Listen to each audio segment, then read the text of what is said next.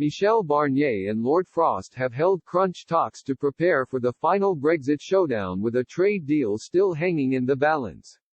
The Brussels diplomat said the pair met to pave the way for Boris Johnson and Ursula von der Leyen take control of the negotiations.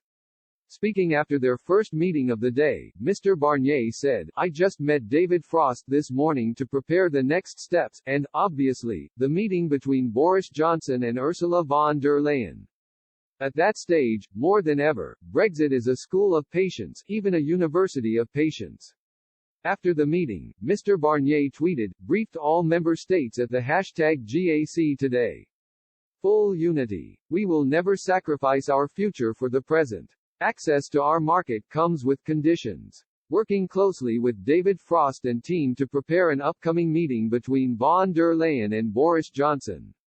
Insiders claim the chief negotiators are trying to hammer out an agenda of little more than 2 or 3 outstanding issues for the political leaders to thrash out a compromise.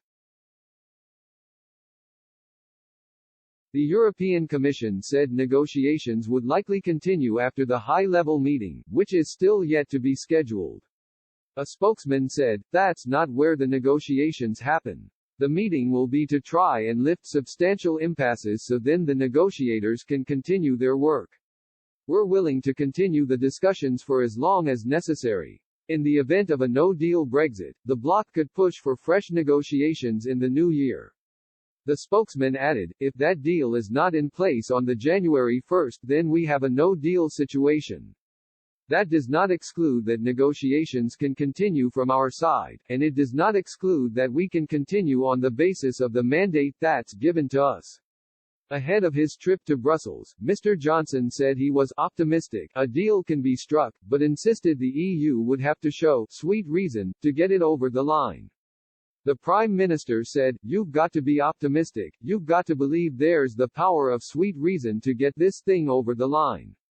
But I've got to tell you it's looking very, very difficult at the moment." Mr. Johnson will brief cabinet ministers before he heads to the continent for the in-person showdown.